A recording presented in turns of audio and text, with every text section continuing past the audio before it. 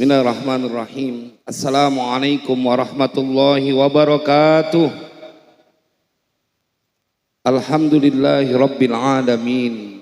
Allahumma salli wa sallim ala sayyidina Muhammad wa ala ali sayyidina Muhammad. Amma ba'du faqad qala Allah ta'ala fil Qur'anil Karim. A'udzu billahi minasyaitonir rajim. Walladzina jahadu fina lanahdiyannahum subulana wa innallaha lama'al muhsinin. Shadaqallahul azim ayyuhal jam'ul karim. Para pengharap ampunan dan keridhaan dari Allah Subhanahu wa taala. Yang semoga Allah berikan kita istiqomah hingga akhir hayat kita melakukan ketaatan demi mengharap ridhonya. Yang terhormat Al-Mukarram wal-Muhtaram, guru kita yang baru saja menyampaikan tausiah, Al-Habib Muhammad Baqir bin Yahya, yang di dalam tubuhnya mengalir darah baginda Rasulullah. Al-Mukarram wal-Muhtaram, guru kita Abah Kiai Haji Rahmadin Afif. Al-Mukarram wal-Muhtaram, Dr. Kiai Haji Mulyadi Effendi MA. Serta begitu banyak para kiai, para asatidz, karena waktunya cuma 10 menit. Jadi maafkan saya tak kuasa menyebutkan namanya satu persatu, karena saya ingin memenuhi ruangan ini dengan sebuah keyakinan yang akan membuat orang-orang yang tidak bergabung dalam FS3G akan menjadi menyesal. Ini milad yang ke-28, orang-orang istimewa.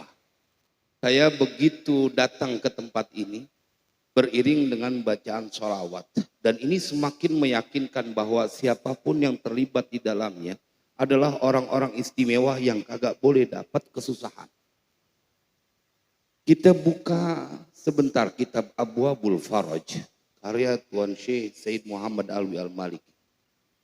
Beliau cerita, di dalam kitab itu ada seseorang yang sedang bertamu ke tempatnya Ibnu Abbas, Abdullah bin Abbas. Kemudian apa yang terjadi?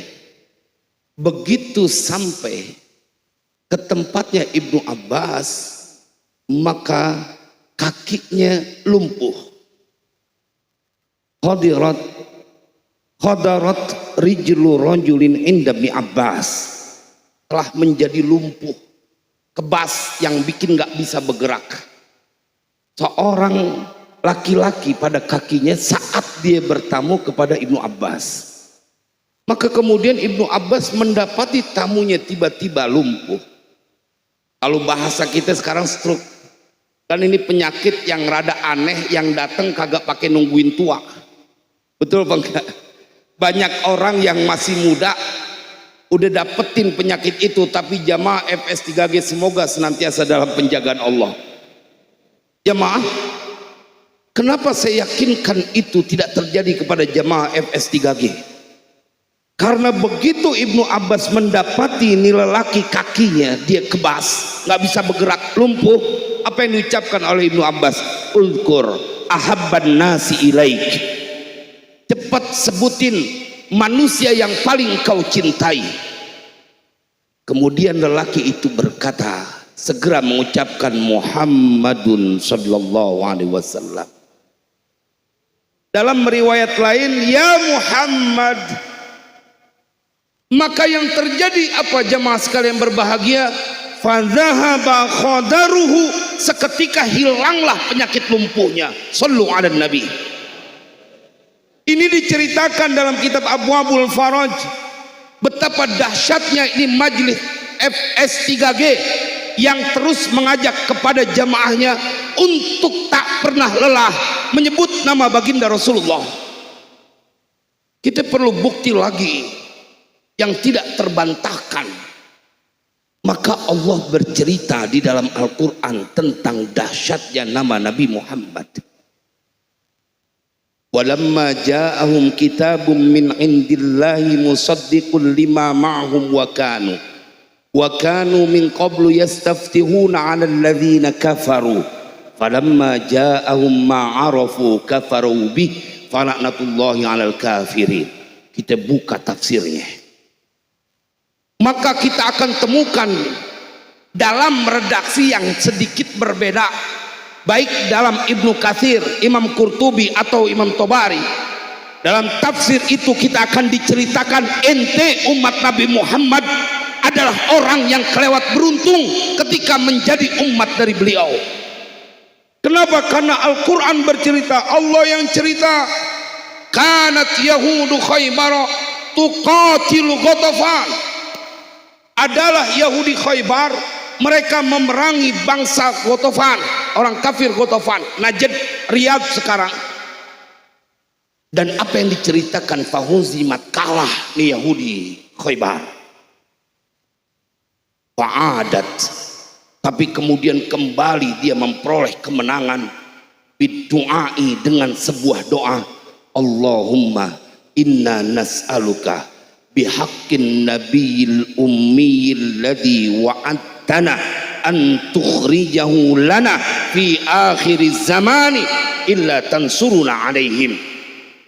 Orang Yahudi berdoa, ya Allah, dengan kebenaran nama Nabiuna Muhammad yang kau telah janjikan kepada kami akan datang kepada kami di akhir zaman, berikan kami kemenangan. Jamaah, seketika pasukan yang porak-poranda berbalik mendapatkan kemenangan, diberikan pertolongan oleh Allah sebab nama baginda Rasulullah. Sallu ala Nabi. Yang bercerita Allah. Walamma ja'ahum kitabun min indillahi musaddiqul lima ma'hum wa kanu min qablu yastaftihuna 'alal ladzina kafaru. Yang bercerita Allah, orang Yahudi Khaybar saat sudah kalah, menderita kesusahan, porak-poranda dia punya pasukan, tetapi kemudian lisan mereka menyebut nama Nabi Muhammad, seketika Allah berikan pertolongan. Lalu bagaimana dengan jamaah FS3G yang selalu diisi dengan bacaan kisah maulid Nabi Sallallahu Alaihi Wasallam? Sallu ala Nabi. Saya pertanggungjawabkan yang saya sampaikan. Beruntung kau yang bergabung bersama FS3G, karena sesuatu yang akan terjadi pada dirimu adalah bahkan melebihi apa yang kau pikirkan dalam pikiranmu. Itu orang Yahudi nyebut nama Nabi, lagi kesusahan dikasih pertolongan sama Allah. Apa yang bisa kita simpulkan? Betapa mulia dan dahsyatnya nama baginda Rasulullah.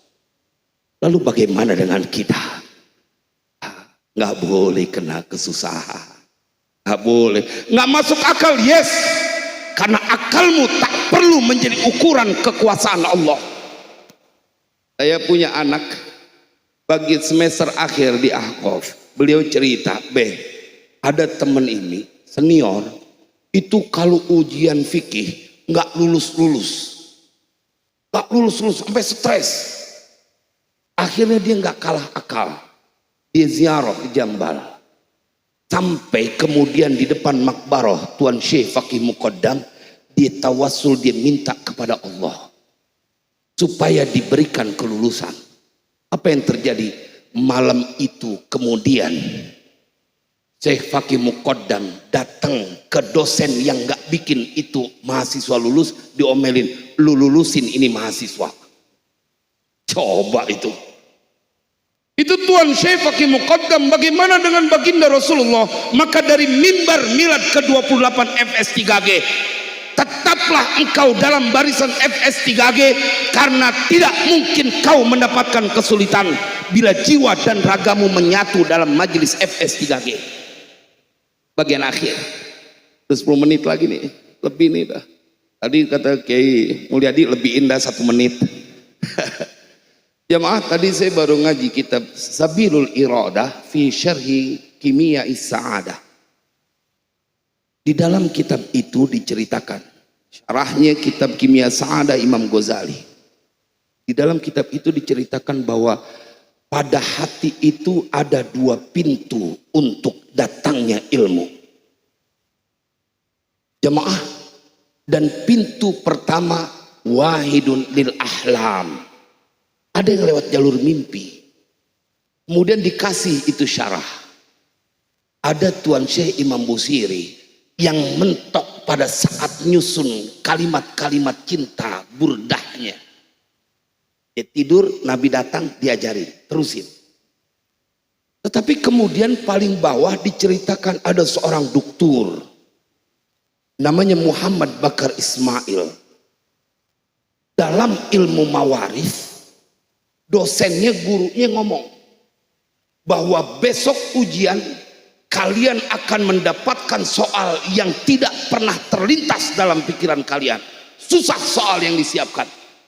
Haddadat thalabah, ditakut-takutin dia punya mahasiswa. Jemaah, sampai semua itu orang merasa dia cemas, merasa putus asa. Tetapi kemudian diceritakan ada seorang yang bernama Muhammad Bakar Ismail, yang ini menceritakan tentang kebeningan hati. Kalau ente punya hati telah terbebas dari syahwat dan ghadab, maka yang terjadi hatimu menjadi pintu gerbang datangnya ilmu. Kalau dalam bahasa risalah muawanah itu diceritakan bahwa al-waridat min haitsul aurad. Wiridan itu menjadi sebab datangnya al-waridat. Jemaah, diceritakan pada saat orang pada ketakutan, apa yang terjadi? Allah perlihatkan dalam impianku tilkal as'ilata wa ma'aha jawabuha. Begitu dia tidur, malamnya Allah kasih unjuk kepada beliau. Ini soal-soal yang mau dikeluarin sama gurunya dan jawabannya. Besok begitu dia ujian, soalnya sama persis sama yang dilihat dalam impiannya. Saya ingin mengajak kepada kita, bila engkau bergabung di FS3G, bukan lagi wilayah akal, dia wilayah hati, wilayah iman. Tetap bersama FS3G, maka engkau bahagia di dunia dan setelahnya. Wassalamualaikum warahmatullahi wabarakatuh.